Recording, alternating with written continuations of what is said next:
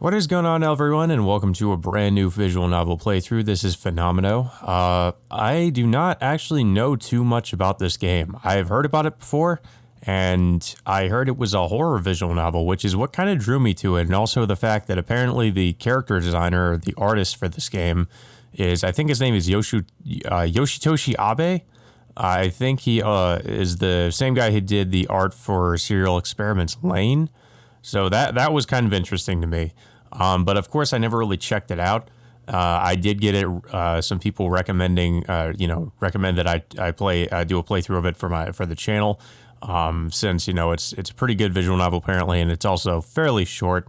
I did mention how I was having some issues with the Tsukihime playthrough and how it's kind of going to be on a bit of a hiatus for now. So I was kind of thinking of what else I could do for the channel in terms of playthroughs.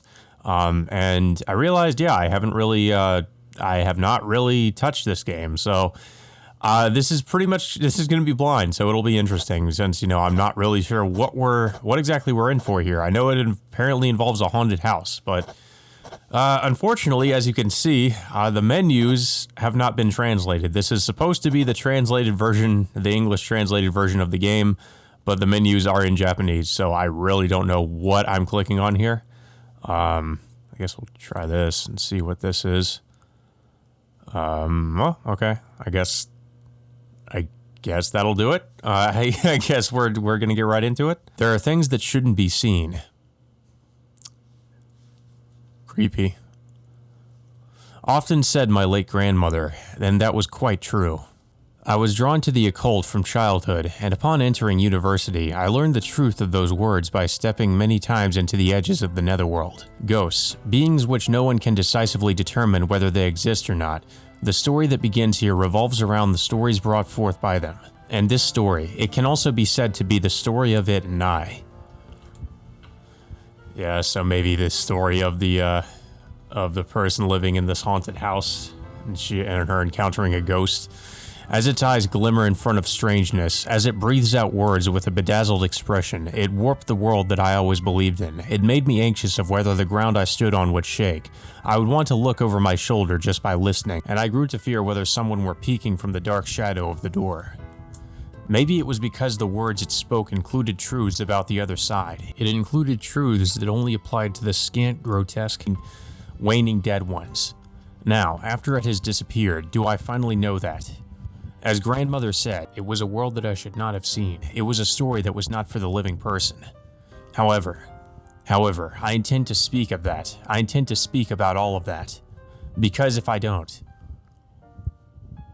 it wouldn't be able to rest in peace. Because it, having lived on the edge of darkness, having struggled through the threshold of darkness, would not be able to live in peace.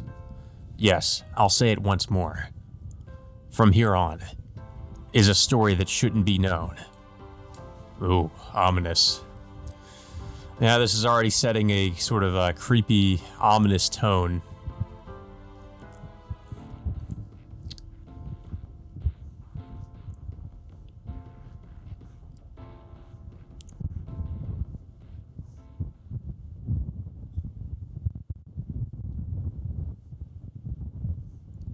Case 1. Okay, fortunately, it seems like we went in the right order here.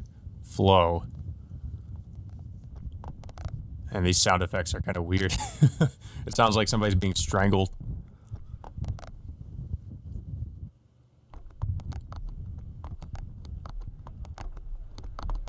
Or maybe that's something else. I can't, what is that? Okay, I guess we're in some kind of a... I guess we're in, a restaurant or a bar? There's no voice acting here either, of course. That's great. Well... That's fine, because I can just voice all the characters myself. Hey, Mother. If the beings called ghosts existed in this world, would it ever be possible for someone to prove their existence such that no one anywhere could argue otherwise? I think it would be impossible, no matter how much humanity evolves. On the flip side, it also means no one anywhere could prove irrefutably that they do not exist. From that standpoint, to discuss whether ghosts exist or not is a complete waste of time. That's why people who can emerge victorious from such a discussion must be people who can purely enjoy ghosts as a source of entertainment. Indeed, I fall under that group, and you could call me quite bluntly as an occult maniac. Mother may not know, but this is quite a niche existence in the world. To be of my age and to go ghost this, you may that. I know that people laugh at people like me, but there are plenty of things in the world that are inexplicable. Yes. For example, the house I'm living in. This old, almost 30 years old building is by the side of the Tamagawa waterworks, and partly because it's located in such an odd place, has an incredibly low rent. When I came to Tokyo this spring, I looked for a cheap apartment and found this place. It takes 10 minutes of biking to reach a convenience store. It's surrounded by darkness and covered by a thick copse. And because there are no streetlights in the area, it's completely dark at night. However, I enjoy this old building. It was built like an old mountain cottage, as the first floor was a garage and the second and third floors were blowout, so it was more than luxurious for living alone. The kitchen was as cramped as a kitchenette, but it had a living room, a Japanese-style room, a bath, and even an atelier. From what I hear, an architect had designed it as a personal workspace. I liked it at first sight. Furthermore, for a place with a bath to be just 30,000 yen in Tokyo Musashino was unthinkably rare, and it even came with an oral story that could not be ignored. This is a house that grants wishes. Oh, that's creepy. So said the smiling real estate agent who introduced this place to me. The architect who built this became famous. The illustrator who moved in became busy and moved closer to the city, and the young couple that was living here until last month gave birth to a baby, which led to this becoming open. You were quite lucky. After hearing that, who wouldn't immediately seal the deal? So, I jumped at the opportunity. There was probably a feeling of superiority too, given that my colleagues at university pay over twice the rent and live in rabbit cages. In any case, I was quite pleased at how lucky a man I was with my first time living alone. Okay, so this is a man. I thought it was a woman because, if you've seen the cover of this game, you just kind of assume the main character is actually that woman, but I guess it's not. Yet, within a month, I realized how big of a mistake that was. Oh. I'm kind of getting ready for some jump scares, too. Like, there's just going to be some kind of hideous monster or some ghost that's going to pop up on the screen. I can hear sound somewhere when I'm sleeping at night, the squeaking of something persistently attempting to open some old door. I had assumed it was just some bad structuring somewhere, but I soon realized that it was odd that it was always happening at 2 a.m. I tried going to the living room from my bedroom at the edge of the second floor, and the sound would stop. I thought maybe it was coming from above and went to the atelier on the third floor, but there was nothing that could be the source of the sound. I'd planned to eventually organize it to be cooler, but at the moment it was a bare environment with just my desk and a bookshelf. I looked around, but the windows were all shut, so there was nothing to make a sound. After that, I went to the toilet and the bath. However, I could not find anything that could be connected to the sound. So I thought maybe I'm just hearing things and went to sleep again. Oh god, there it is again. But then the sound started again. Squeak, the sound of old wood groaning. I could also hear the sound of something scraping. It wasn't like a mouse or a cat. It was an eerie sound, like something trying to crawl out of somewhere dark after having been tormented for a long time. Eventually, that sound stopped seemingly echoing throughout the house, and felt like it was seeping through the atmosphere around my ear. As a result, I began keeping the lights on throughout the house and using earplugs when sleeping. However, the problem stopped being just sound. Oh no. It was about 2 weeks ago. I found a decisive thing. Oh no, a symbol! A kanji, it's kanji, on the wall! I found 7 carved into the wall of the landing of the stairs with something sharp. 7 days. I immediately checked the doors and windows around the house. But there didn't seem to have been anyone entering. I was probably terrified. It was a pretty big engraving, but I forced myself to think I had just never noticed it before. A few days later. Though I found it near the bathtub, 6, something sharp had carved it into the windowsill. And then a week ago, I found near the toilet, 5, and even this easygoing person had to believe it. So is it just counting down the days until your death or something? Something was in this house, and that this was some countdown. I immediately jumped out of the house. I couldn't live in the house anymore.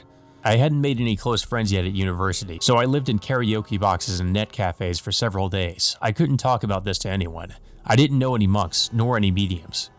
Then I realized, Right. Maybe the people from Inaigabuchi, edge of the netherworld, would be perfect for discussing this with. The colleagues of mine whom were also into the occult world may believe me. And so. Incidentally, they aren't suspicious people at all. No, we're plenty suspicious. Huh? I recoiled at the sudden voice from above. Oh, it's a woman. This is what happens when you don't have actual voice acting in your game. When I looked up, I saw Karasu's white face, and she was waving her hand. Yo, Nagai. Karasu, since when were you there? I checked the time on my cell phone. It was 10:30 p.m. There was still 30 minutes until the offline meeting taking place at 11. Right around when you began explaining the house that grants wishes to your mother. That's basically the start. I complained, as I grumpily placed my stationery back in my bag. Sorry, but you know, peeping is like our trait, you know, said Karasu as she smiled cutely. This was a family restaurant near Itsukai Ichikai Road. We were going to have an emergency offline meeting here with the members of an occult site I frequent. And of course, Karasu wasn't her real name. It was a handle that she used online, just as I, Yamada Nagito, go by the name Nagai. She went by Karasu. This was the third time we'd met, but I still didn't know her real name. However, she was a veteran on the Ikaigabuchi site, and thus a big senior to me, who'd only began looking at the site this spring. Her appearance was usual, a purplish velvet dress that reached her ankles, and below that was just a black camisole, or rather, her chest was completely bare. Her breasts looked like they would jump out at any time, which made looking at her awkward. However, this was her uniform of sorts. You're quite early. Did you close shop early today? I asked. Pretty much. Fortune tellers don't have much to do when there are no customers. She took off the stole she was wearing and sat down across from me. But you know, to put it frankly, she played with the skull-shaped accessory shining at her breast as she looked at me. Your house probably has nothing to it. What? What was it? Right. Schema. Schema? Some word used in cognitive science. If you keep thinking you're scared, then you start seeing faces in the ceiling, that sort of thing. Because you were hearing squeaking every day, you began seeing numbers from the scratches that always were in your house. Seriously? Seriously. I mean, you came to Tokyo alone from some super ruralness in Shizuoka. And then you're living in an old wooden house alone, so it's not too surprising. I used to live in a house that groaned and squeaked a lot, so I know how you feel. It's like the sound of saran wrapping, so it's pretty discomforting. So she said, as she raised her hand to order beer from the waitress. Well, wait then, if this was just me being a wuss, then what should I say to the occult veterans that were coming to the offline meeting? Would I get banned from the wonderful site for being an airhead in just one night? Don't worry about it. She laughed. We're a bunch of folk that love meeting and trading shady stories. But it shouldn't be that simple. There were about 10 people coming to this meeting. And then Karasu said, huh? And looked at me. You hadn't looked? At what? This meeting. I think over 30 people are showing up. What? I hurriedly accessed the Ikaigabuchi offline meeting board through my cell phone. And then opening the House That Grants Wishes investigation thread and was taken aback. You're right. Why'd the numbers suddenly rocket? Are that many people interested in the House That Grants Wishes? Unfortunately, not at all. See, even the regulars, Sue and Zippo, are coming to the meeting, right? They wouldn't move for some mere horror tale. Some horror tale. She laughed at the expression I made as she plucked the phone from my hand and played with it. And then she turned the screen to me. This, the fourth poster, going by the name Yoshi. I think this many people are showing up because this one announced their participation. Who is Yoshi? No idea. Said Karasu with a grin as she pulled out a cigarette. She lit the cigarette using a worn slender lighter, and after blowing out a puff of smoke, quietly whispered, Those that meet Yoshi die 7 days later. What? There's more. Yoshi isn't a living person. Offline meetings that Yoichi attends end in terror. What else was there? Okay, I was saying Yoshi. I think it's Yoichi. I don't know why I was saying Yoshi. What is that? Something like an urban legend that started being whispered around Ikaigabuchi. Yet no one's actually met Yoichi. No one knows if Yoichi is some old man or even what gender they are. However, everyone who attends a meeting that Yoichi goes to remains silent. The entire threat disappears. The participants stop going to Ikaigabuchi, or they die. Her low whisper felt like ice-cold water splashing down the back of my neck. On the other side, Karasu happily received her glimmering cup of beer and exclaimed, "Gah, delicious!" with a lackadaisical tone. Oh my god. But those are just rumors, right? I asked, and she laughed. That's right. Even if the house that grants wishes is a miss, there's the hope of Yoichi, so everyone's gathering for fun. So you don't have to fret about it any, she said, but I still felt mixed emotions. Until today, I was trembling with fear alone, unable to go home, and then I suggested today's offline meeting in the hopes of getting the opinions of the veterans of Ikaigabuchi, having the story blown off immediately as my misunderstanding wasn't sufficient to quell my fears. However, if Yoichi has gotten interested, might the house that grants wishes be real? Who knows? I'm just interested in seeing how Yoichi-kun's appearance changes a horror story that doesn't interest me into something more eerie. Doesn't interest. If it still bothers you, Ikaigabuchi has a page for investigating haunted areas. You can request an investigation, although I still think you'll just end up being laughed at. She laughed as she quickly finished her beer. Indeed, the Ikaigabuchi site did routinely check out haunted areas around the country regardless of fame. After investigation, haunted areas were graded on a scale of A to D, with A being called the most dangerous of spots. This rating was very unique in that famed areas such as Masakaido, Kibiduka, and Iwanari were given D rank by Ikaigabuchi. In other words, they were rated as the lowest level of danger. Supposedly, it was because it had become an area that was evenly split, as humans and ghosts treated each other with respect. On the other hand, places given an A rank were often unknown to the common populace. Places such as crime scenes that involved murders brought forth by the thick emotions such as infatuation and jealousy, isolated locales of death by seniors who maintained fanatic delusions, and so on. They say those places serve as lightning rods for souls that resented the current world, souls that had lost their personalities and simply become clumps of malicious intent, far beyond saving. As I thought such things, Karasu had begun peering intently at my face. "Hey, Nagai-kun." "Yes?" "You have the mark of a meeting." "Yes?" "And this is a girl." "Seriously?" My expression loosened at her words. "Can you tell me a little more?" She began playing with the skull-shaped accessory near her breast as she continued. "How should I put it? It's a very dense meeting, like two souls previously split are reuniting, but," she said, seemingly looking through me and at a different world, "it's hard to say if meeting this girl will actually result in happiness for you." "What's that?" "And furthermore, huh? Wait, isn't she dead?" "Hey, isn't that like being possessed?"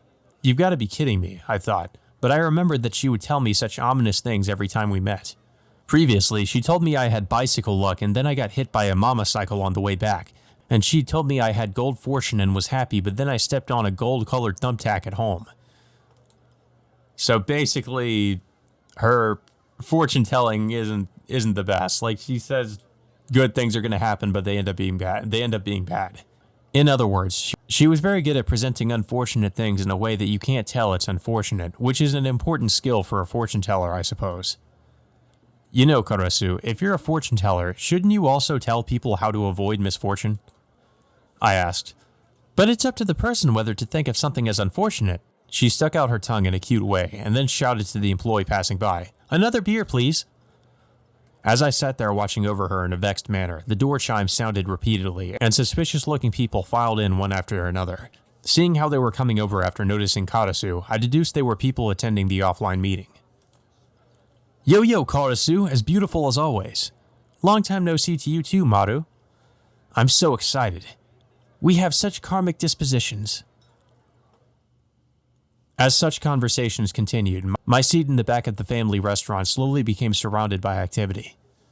Every now and then I would see a familiar face, but most I had never seen before. I'd actively been participating in offline meetings in Tokyo, and that I continued seeing new faces en masse each time made me realize how deep the world of the occult was. Just after 11, the group that had gathered at the back of the family restaurant with the odd interest had passed 30. Or rather, I'd picked the family restaurant figuring there'd be 10, so this was a pretty big transgression. The looks from the waitresses passing awkward smiles at me hurt. Are there more coming? I quietly asked Karasu, who was engaging in friendly chat with other attendees, and she blushed a bit as she responded. It's way too late now. There are a bunch of people who show up without saying anything, so there'll probably be a few more. That's problematic. This might scare away Yoichi too. She commented lightly, but this might really be troublesome.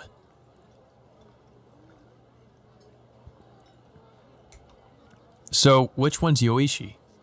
As expected, not even an hour passed before the conversation blew past the house that grants wishes. The countless occult veterans crammed into the family restaurant each looked around them, frantically looking for the accursed Yoichi. Alright, I propose introducing ourselves, said the middle-aged man going by the handle Professor with his blushed face. Seeing empty beer mugs scattered around his table revealed how drunk this person was, and then in response others chanted, "Yeah, let's do it," and one by one people stood up and gave a greeting. As at last half the participants were getting quite drunk, people began feeling less like occult maniacs and more of a complete drinking party. First, I'm Professor. My preferred area of occult are stories from people of post-trauma ethnicity. Second, I'm Rabbit. I love folklore about Ryomen Sukuna-sama. Third, I'm Harley. I get excited by stuff related to OO parts. At the moment, I'm researching Voynich manuscripts. I don't know how you're supposed to pronounce that. OO part? OO parts? O parts? What are they going first, second, third for? And why are Rabbit and Harley both jumping on the wagon? The occult maniacs were very playful, and so they began introducing themselves one by one, with incredibly loud volume. I alone seemed to be taking the brunt of the customers' glares from the rest of the restaurant. Seventh, I'm Karasu. When she energetically stood up, a round of applause arose, and in response she began socializing every which way, so I gave up. Come to think of it, it could be said that every offline meeting for Ikai Gabuchi turns out this way, and so it's like a trait of the site. Here, Nagai-kun, it's your turn next. Urged by Karasu, I begrudgingly stood up. 8, I'm Nagai. I'm a university student. What type of occult do you like? I like anything wonderful, but right now, things related to ghosts. When I lightly responded to a question that had been flung at me, people began shouting, "You're too tightly wound. You need to drink more," and someone ordered beer for me. Man, I'm still 18. I'm underage. I can't drink. Don't worry. I'll drink it. Just act like you're drinking and they'll be appeased, laughed Karasu as she smacked my butt with her palm. Well, in any case, the 30 or so people introduced themselves like this. And the conclusion. There was no one here who went by the handle Yoichi. Huh, so they didn't show up. I showed up to see Yoichi. Is anyone faking their handle? Said people one by one. But given that most had never seen other and that offline meetings weren't particularly rare, it was hard to figure if anyone was lying.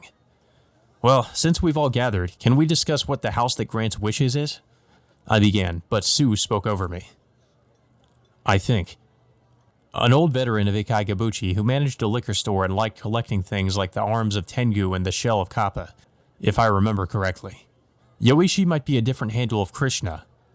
I was sighing, but reacted to that name. Ugh. That would make sense, someone responded.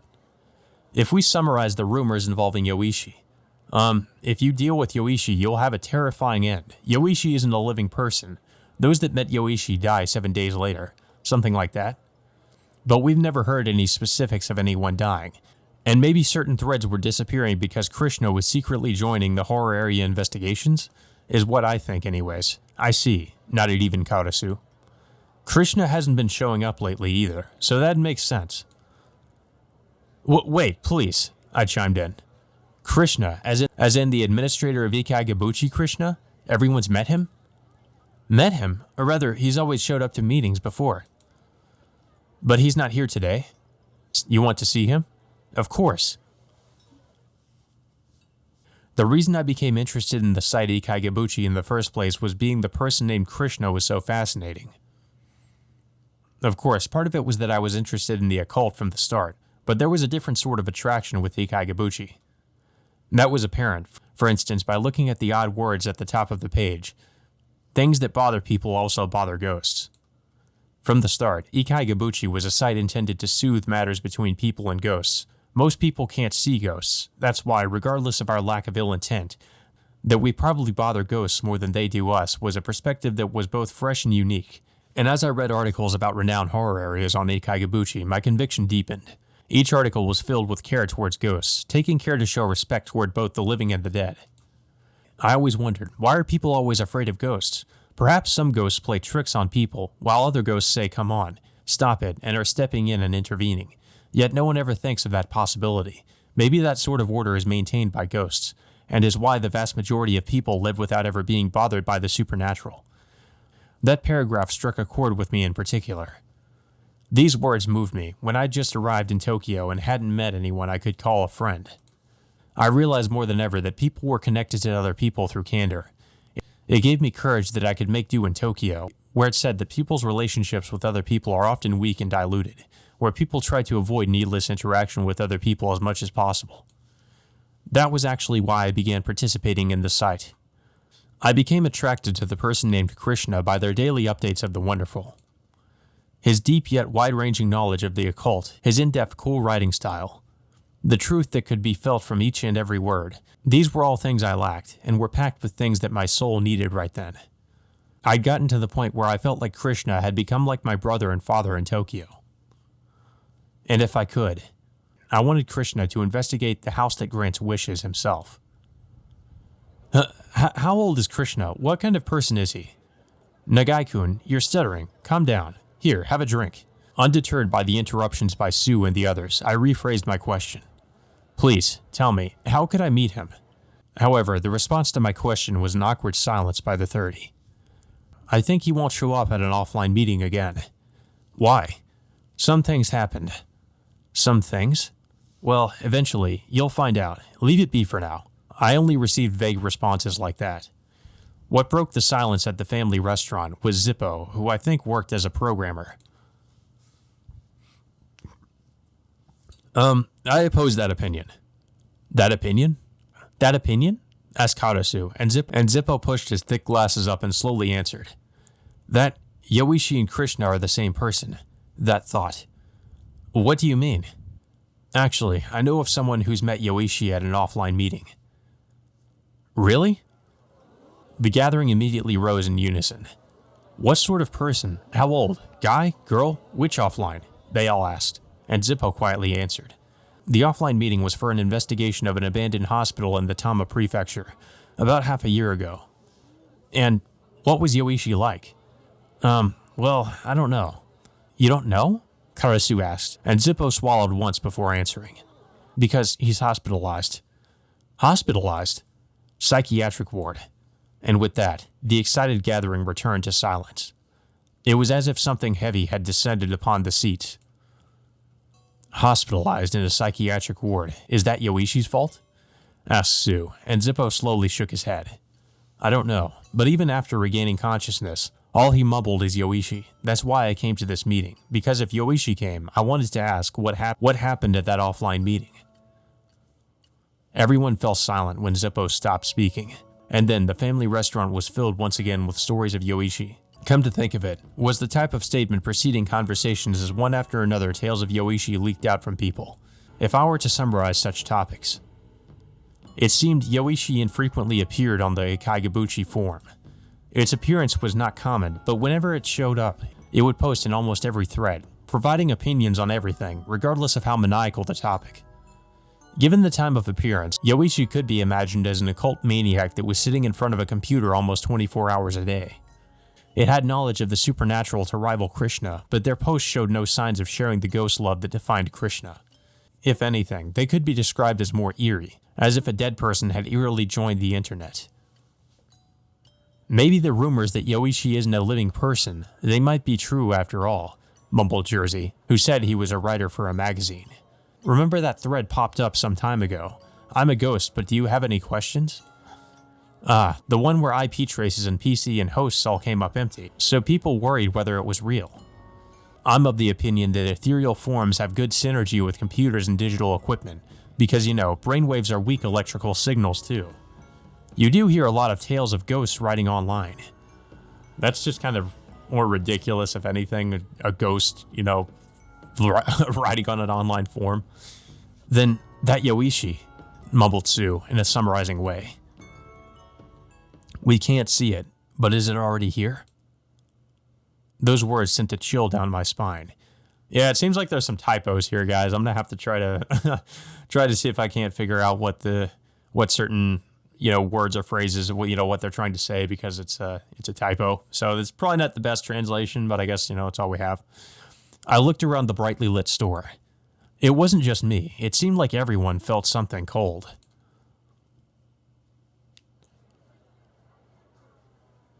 It's almost as if there's a presence here, but we can't see it. After that, the gathering seemed to decide to avoid talking about ghosts. Gradually, seats became arranged by topic as people broke off into their areas of interest. As the host of the offline meeting, I wanted to bring back the original topic, but I was certain no one remembered anything about my house. Furthermore, Sue was telling fascinating eerie stories, and that was too interesting to pass up. A box brought from an antique store that could not be opened, ghost stories involving paper money found behind a painting on a hotel wall, a laughing girl who spoke often to a doll. Each provided entertainment that could leave you sleepless when alone at night. Everyone forgot about time as they enjoyed the endless flow of occult discussions, and at around 1 a.m., the offline meeting dispersed. Wait a second. I chased Katasu as she flagged a taxi while glancing at the Ikaigabuchi members scattering in small groups. What about my house, the house that grants wishes? And then the useless fortune teller waved her hand with a completely flushed face. No problem, no problem. It's that, schema, and what else? I was going to tell you something else, but... I forgot. What do you mean, forgot? Don't worry, you have the mark of a meeting. See ya. She smacked my back and then happily jumped into the stopped taxi. I stood there dumbfounded as I saw the taxi run off. I wondered if it was alright to go home. Well, I wouldn't want to go home, I know that much. To that house, the house that grants wishes. I walked toward the train station using the main street, dragging along the mama cycle that I'd bought really cheap online for commuting to school. Tokyo was filled with people even late at night in particular. The area around the train station near my house was close to many universities, so there seemed to be no difference in the amount of people milling about from noon to night. Right around where I could see the station, I almost ran into a pair of girls and apologized. One shot me a "who's this punk" look, but the other smiled and said, "I'm sorry." I apologized once more. That was all there was to it, but it filled my heart with joy. Indeed, a fateful meeting was lying in wait for me. And a girl, no less. This might be good. The bizarre events tormenting me at that house must surely be a build-up for the happiness that awaited. In the future, I would look back at it and laugh it off. I felt less burdened when I thought of it that way, and this way, I wouldn't have to move out. Moving costs would be painful for me, given that I was receiving no aid from home. The offline meeting was fun too. I can't keep complaining. I mumbled to myself, and I finally straddled the bike. I turned completely around and decided to return home for the first time in a few days. No one that came to the offline meeting today said anything about the house that grants wishes. If you look at it from another angle, it means it can't possibly be a ghost incident. It's a bit shameful as the original poster, but it's all good in the end, right? What would have happened if I dragged people over to my house and it turned out that there were no ghosts? I'd just be a laughingstock. Having finished arming myself with logic, I faced the soft, comforting night breeze and powered the pedals. I'd recovered to the point where I may have even humped. However, I noticed it when I was about to re-enter the main street from the arcade in front of the train station. There was a strange, abnormal feeling on the back of my left foot. It was like I was constantly stepping on gum, so I stopped my bike and took off my sneaker right there. And then I lifted my left foot a bit, looked at the sole, and froze. All of my good feelings were extinguished, and I felt my blood freezing. On the back of my sneaker. What? What is that? Was engraved the number 4. Well, I guess if it's not going to be engraved in your house, they'll engrave it in your shoes. Damn it, what the hell, schema? The countdown was continuing. I pushed the mama cycle along with mostly a half step, and every person passing gave me a strange look owing to my frantic look, but I paid them no heed. I threw away the sneaker with 4 engraved on the spot. I couldn't continue wearing such an eerie thing. The cold of the concrete and the scattered pebbles pierced my feet through my socks, but I didn't care. Why? When was 4 carved into the back of my sneaker? What was going to happen when the countdown ended, and how would I be able to escape from this terror? I had no idea, but in any case, I kept running. People in fancy clothing looked at me and laughed, but I didn't care. I just wanted somewhere with a warm atmosphere. Where? Where would that be?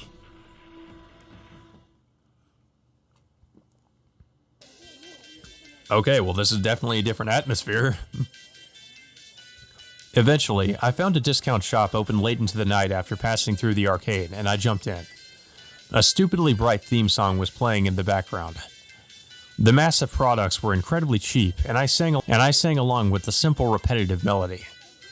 Flamboyantly dressed girls avoided me as I stood there, leaning against a shelf holding cosmetics and mumbling to myself. An employee asked me, "Are you unwell?" And I finally realized that my left foot, which was only covered by socks, was throbbing. When I looked, perhaps I had stepped on a shard of glass on the way, and I saw that the socks had been cut and bloodied. I bought bandages, socks, and the cheapest sneaker, and cleaned the wound in the bathroom. I cleaned the back of my foot, placed the bandage, and wore the new socks. The cheap sneaker had a shoddy design, and it wasn't very comfortable, but it was better than being barefoot. It was an unnecessary expense, but I felt comforted. I was afraid of being in the bathroom alone, so I returned to the inside of the store and took deep breaths as I wandered around the store, as if window shopping. What should I do now? I thought, but could come up with no answer.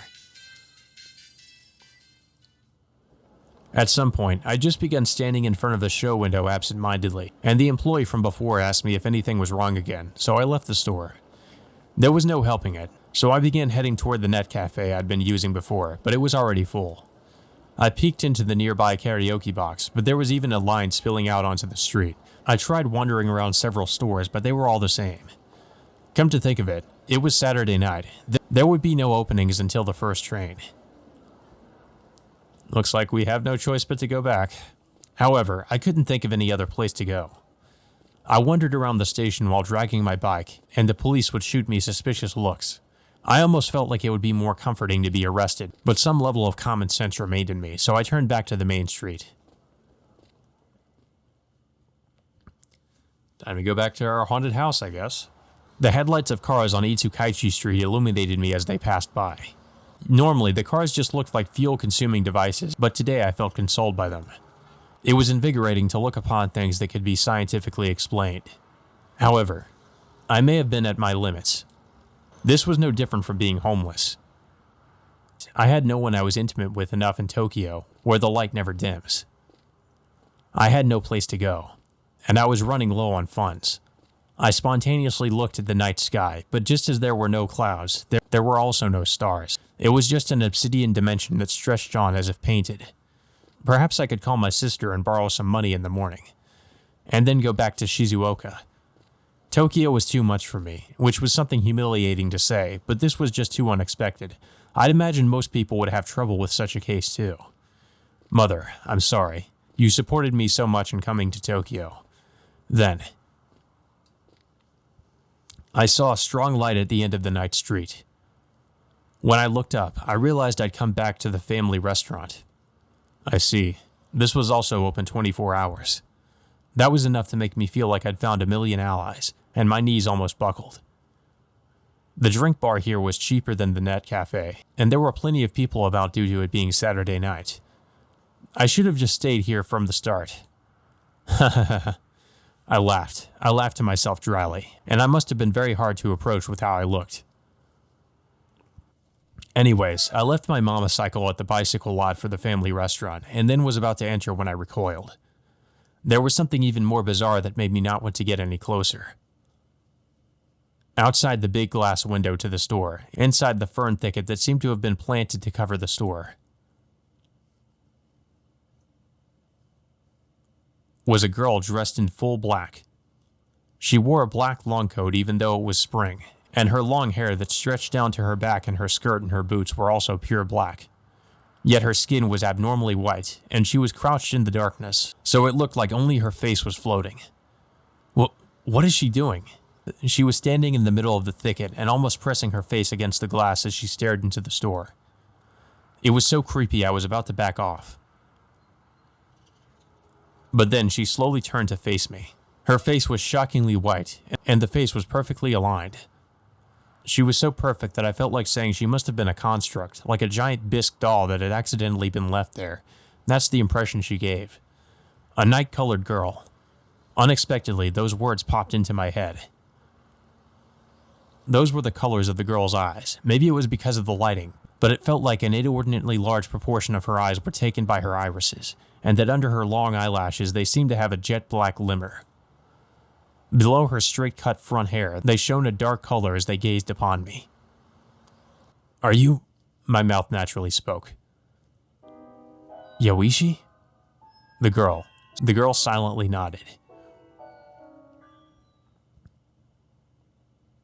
Yoichi isn't a living person. Those that met Yoichi die 7 days later. Offline meetings that Yoichi attends end in terror. Well, it did say 7 days when it was counting down.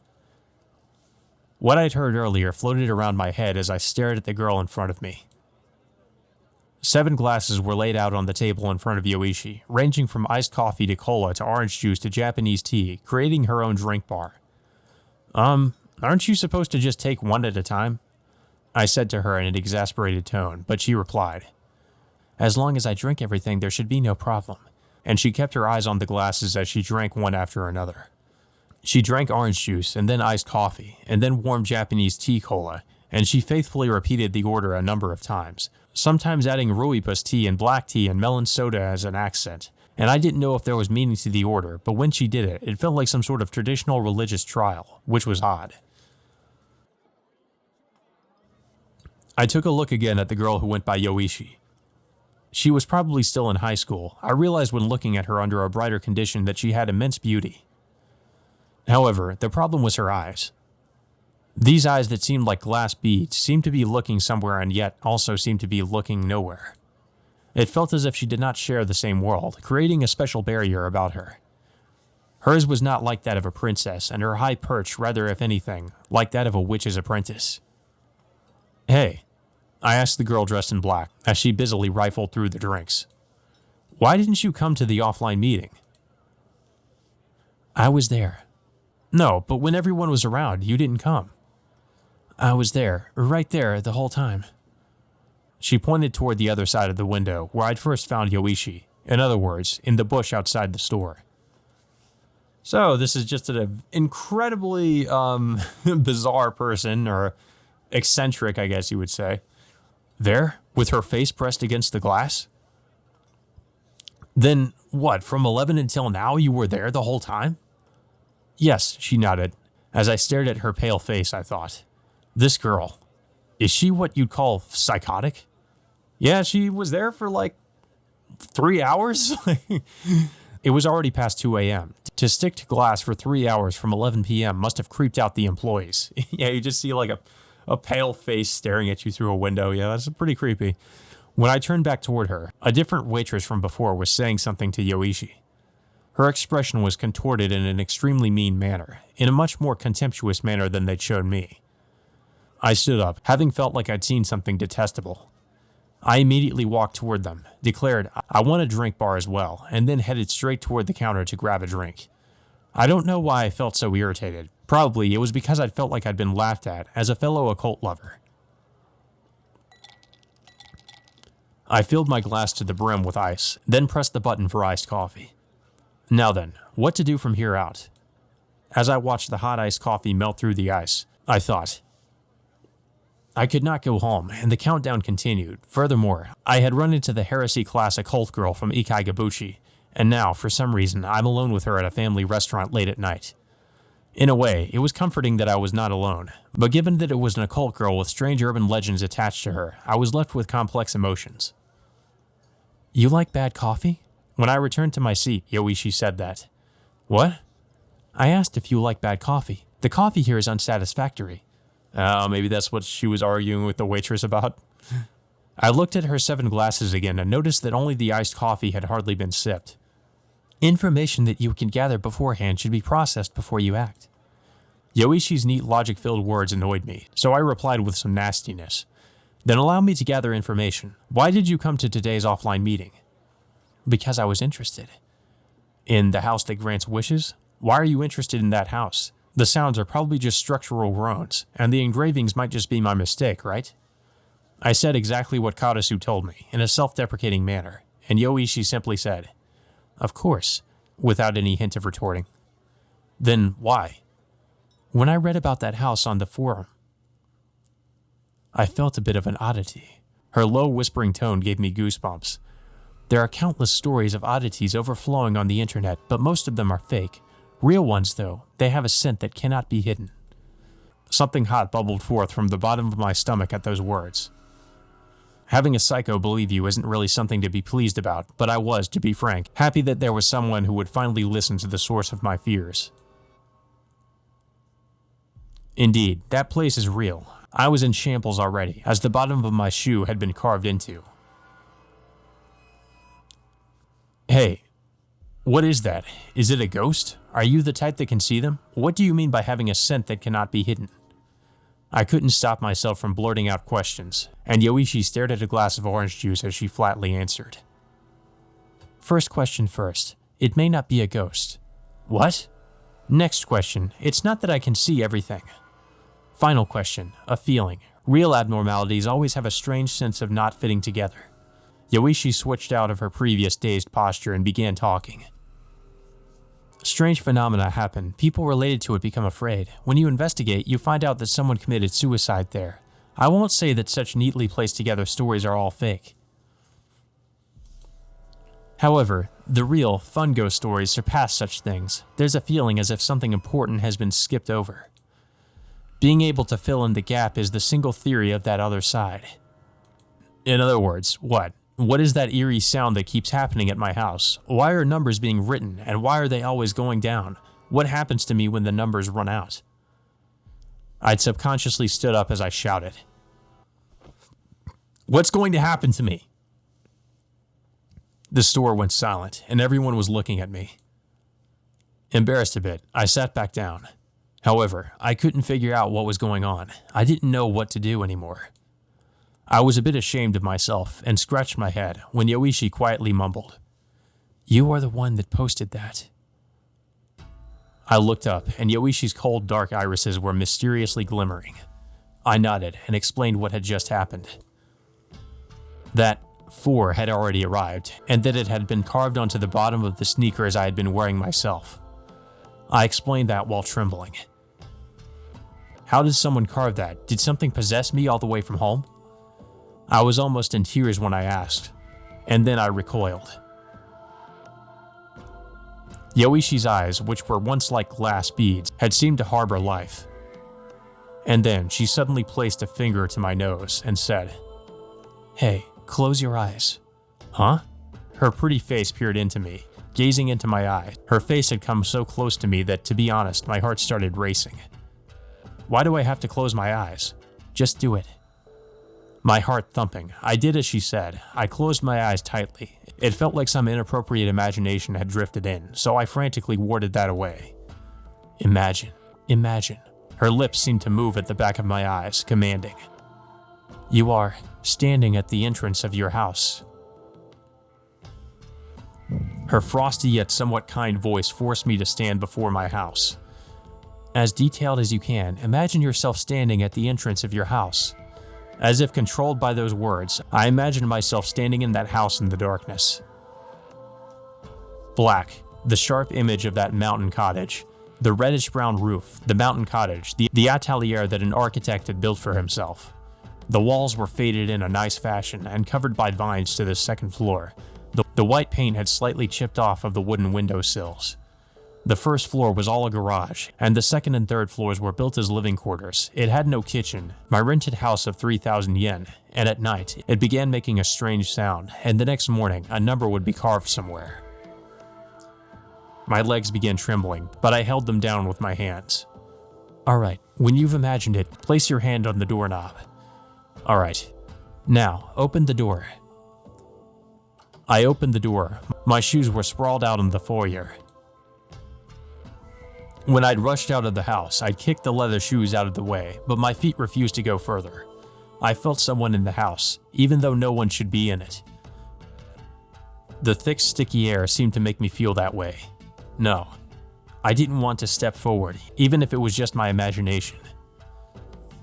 Seemingly noticing my emotions, Yoichi said, whispering, "Don't worry. Slowly move in. Take off your shoes as usual and step in. When you step in, I don't care what order, but open every window in your house. Neatly, one by one, without leaving a single one. Window? Why windows?" I thought that, but I heeded her. I went by the windows in the living room, unlocked it, and opened it. And then, from there to the Japanese-style room I was using as a bedroom, I unlocked and opened the window. Then, from the Japanese-style room to the bathroom, opened. To the bath, opened. Then, I progressed to the 3rd floor. There were 2 on the 3rd floor, by the veranda and next to my desk. I unlocked and opened both. I'm done. And now, close the windows in reverse order. Huh? Close them in order from the last one you opened. Having no other choice, I did as she said. The window on the 3rd floor by the desk. Veranda.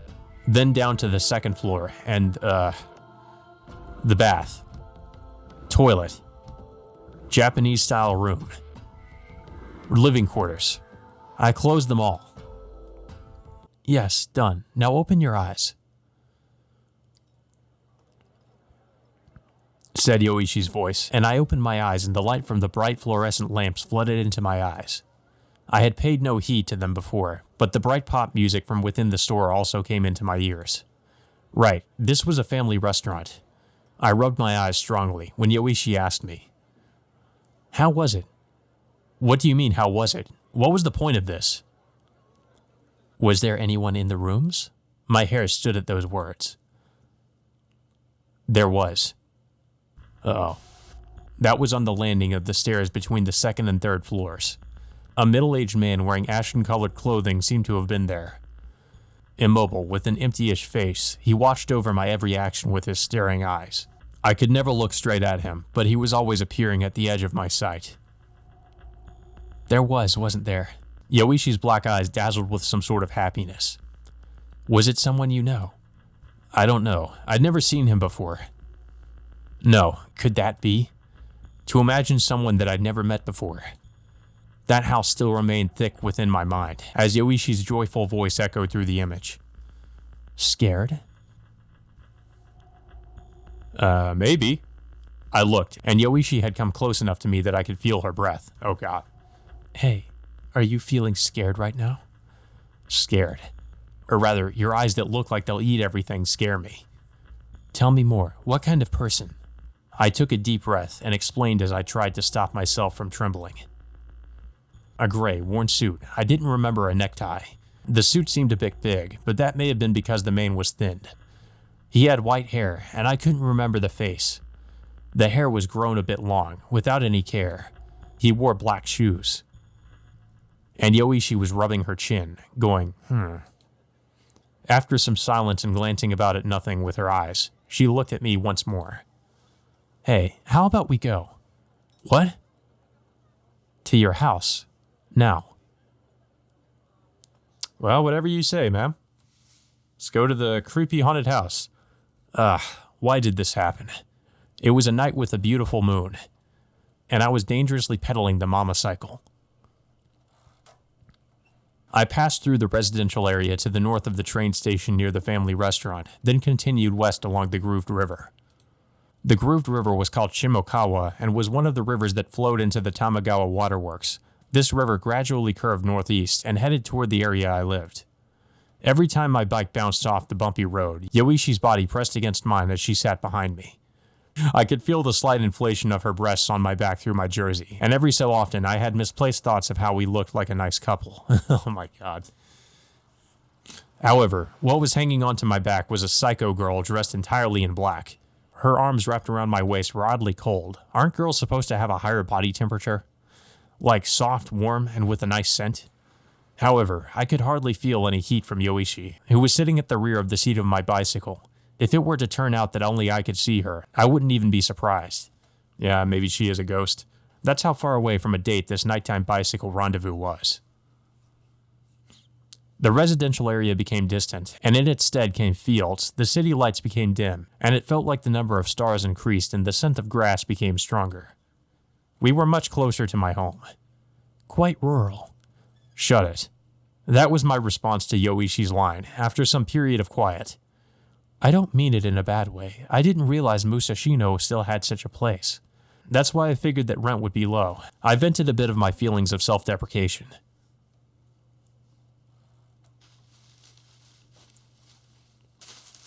Oh, here we go. Creepy forest.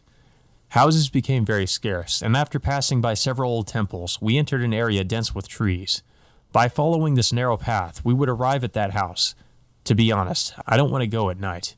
When I said that behind me, it only happens at night, so we should go at night. Yoichi readily replied. A very sound argument. For a while we remained wordless, and until Yoichi asked, "What was your wish?" Huh? Because you're painstakingly living in the house that grants wishes, aren't you? Painstakingly, or rather, I just had no money. Nothing special. I hoped that my family's business would go well, that's all. I answered. Surprisingly, you think of your family. Yoichi commented without giving any trace of emotion. Surprisingly is pretty harsh, I began replying, but then we saw that house beyond the Black Forest.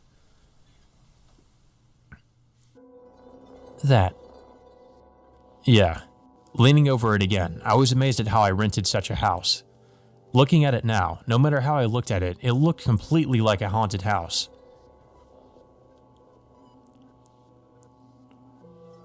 Yeah, it does look pretty creepy with that blue filter. As I slid the momocycle into the first floor garage, Yoichi jumped off the rear seat of the bike. When she pressed the switch on the steel column, the light on the ceiling of the garage turned on. That was all it took to reduce my fear. Yoichi began walking about on her own, looking at the building from several angles. A magnificent building, she said, and then she began walking ahead of me. She climbed the stairs to the entrance on the second floor. Not having any other choice, I placed one foot on the stairs, but could go no further. As for Yoichi, she quickly climbed the stairs, opened the door without permission, and glanced inside. Ah, right. Now that I think about it, I flew out without locking the door. That means I'd left it unlocked for several days, which was very careless of me. I was just looking up from the bottom of the stairs. It was pretty shameful, but I'm the one that experienced the fear. I'd say it's perfectly normal for an animal to not want to get any closer unless safety is ensured. How is it? Dark. Well, of course. And with that, Yoichi quickly went inside. I was afraid of being left at the bottom of the stairs, so I rushed after Yoichi. When I opened the entrance door, the inside was already lit with electricity. Yoichi stood straight next to the lamp switch, glancing around from the ceilings to the walls. Light is great. I felt calm just by it being bright to the point of not knowing whether these creepy happenings were reality. When I was about to take off my shoes at the foyer, I saw that Yoichi's knee-high boots had already been taken off neatly. She may be surprisingly well-to-do, I thought, but then it struck me.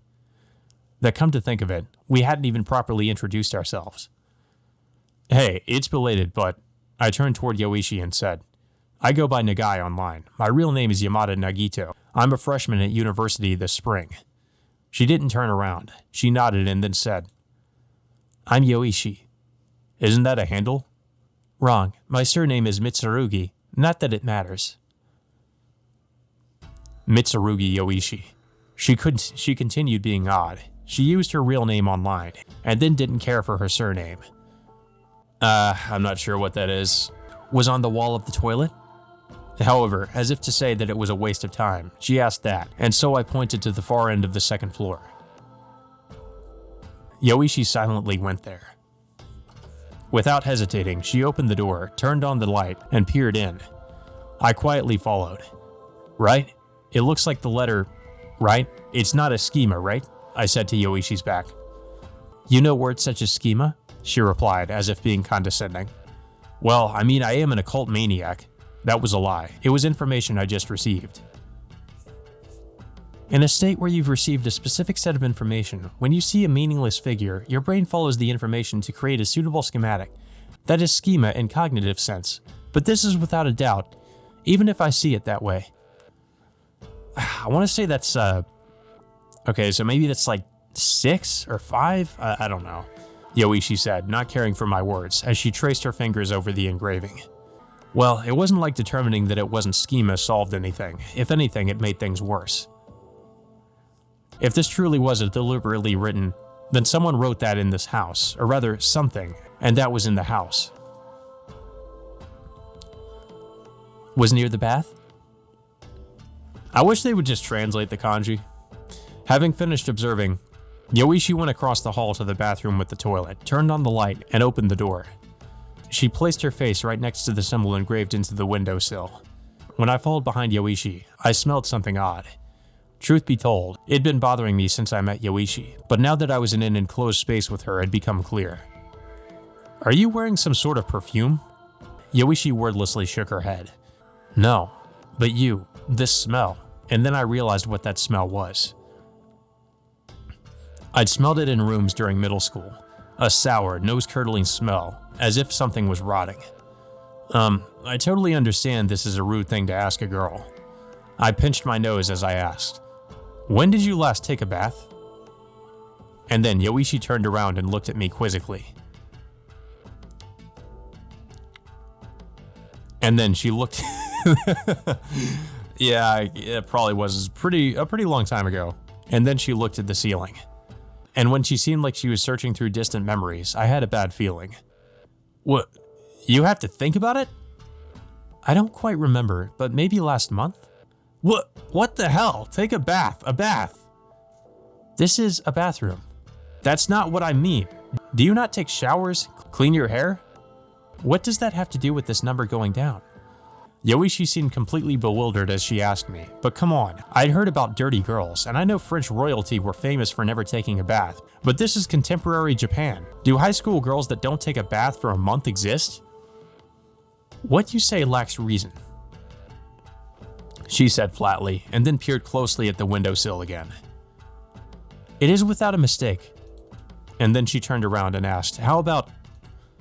She really had no interest in anything other than the paranormal. I sighed and helplessly guided her. That was on the landing toward the 3rd floor. That was where the middle-aged man I didn't know was standing during the suspected association game Yoichi had made me play earlier. I didn't want to follow her there, so I just gestured over there. Yoichi wordlessly climbed the stairs, and then leaned toward the wall. That looks like 2, right? However, Yoichi didn't immediately answer. Instead, taking a mini light from her pocket, shined it at the letter, and looked all around it. Is something wrong? This is certainly, but odd. What's odd? I was about to ask. What the Suddenly, Yoichi vomited. Ugh. What the hell? She didn't do anything cute like place a hand to her mouth in an effort to hold it back, but rather standing tall with her arms folded, she boldly vomited, which definitely made me take a step back. Used to vomiting, that's how it seemed, and I completely saw it through. Dripping vomit, sparkling intestinal fluid, and the remnants of the orange juice she'd been drinking. Nasty. What was with her? Doesn't take baths, takes vomits out in the open, and loves the occult, and wears coats during the spring. A psychotic girl. However, I finally noticed that the psychotic girl did seem to be struggling a bit. Hey, are you alright? I ran to her and began rubbing her back, and she powerlessly nodded, and then wiped her mouth. There was vomit on the landing, but she resumed conversing as if nothing had ever happened. I thought it was strange since when you wrote your post. I wonder why the countdown began from... Huh? Normally, countdown should start from 10 or 9. Okay, well then why didn't it translate the other ones? How should I know? I mean, ghosts are scary because you don't know what they're thinking. How would a human like me know why something like that began counting down from 7? I guess that's probably a 7. Wrong. The paranormal have no rules, but the other side has intentions as befitting of the other side. Yoichi said as she climbed the stairs. I had no choice but to follow. As if to say there must be a somewhere. Yoichi turned on the lights to the third floor and began peering at the walls. Her posture, as she crawled about on all fours, scampering along the walls, was both creepy and comical. Afterwards, Yoichi began mumbling to herself and didn't respond to me, so I gave up and went back to the second floor. I poured water from the sink next to the toilet into a bucket and threw a rag in. After all, this is my house, and while I couldn't forget the hollow face of the middle-aged man I saw at the family restaurant, I tried not to think about it and cleaned up the vomit. Ugh, why does vomit smell so bad? Somehow it always entices you to vomit too. And it was irritating that the one who vomited seemed to not care at all, as if it was obvious that it would be my job to clean after her. Hey, do you not eat? There's only liquid in this, I said with a bit of a nasty tone. But Yoichi, who'd come back down from the third floor, simply mumbled that there was no, or anywhere. I snapped at her totally depressed reaction. I said there was none, but she ignored my comments and began looking at the walls on the second floor.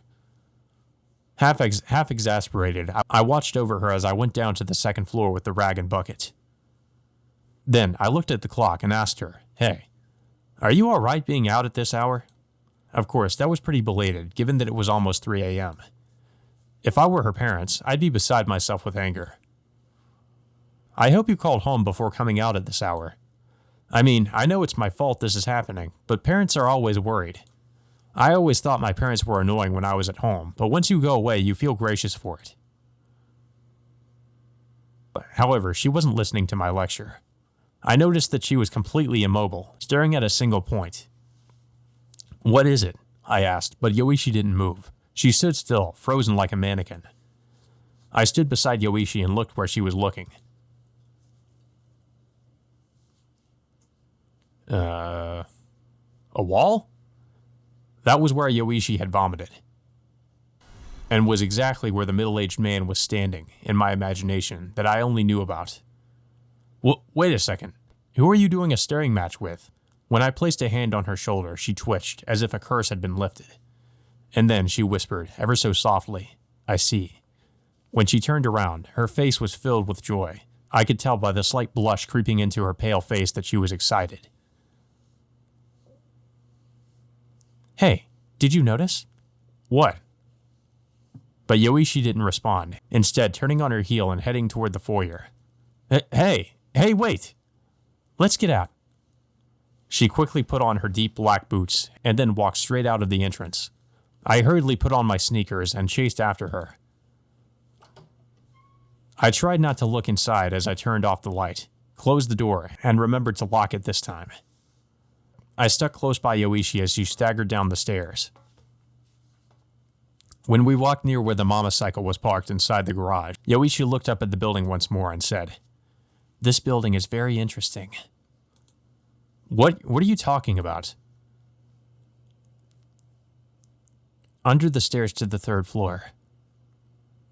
There's a meaningless space." "What?"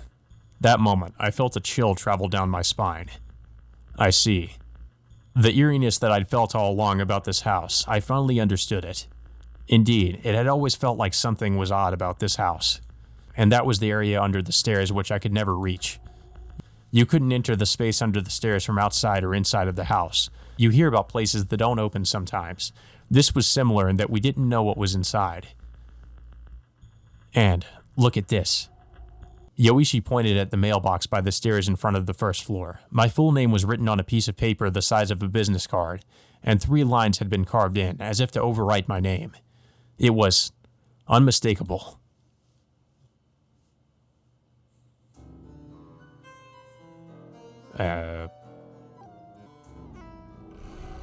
Three? Yep, 3. Uh-oh. The countdown continued. Yoichi placed her face almost right onto the engravings and mumbled happily, "This place is real." But I said with a hollow voice, "I'm at my limit."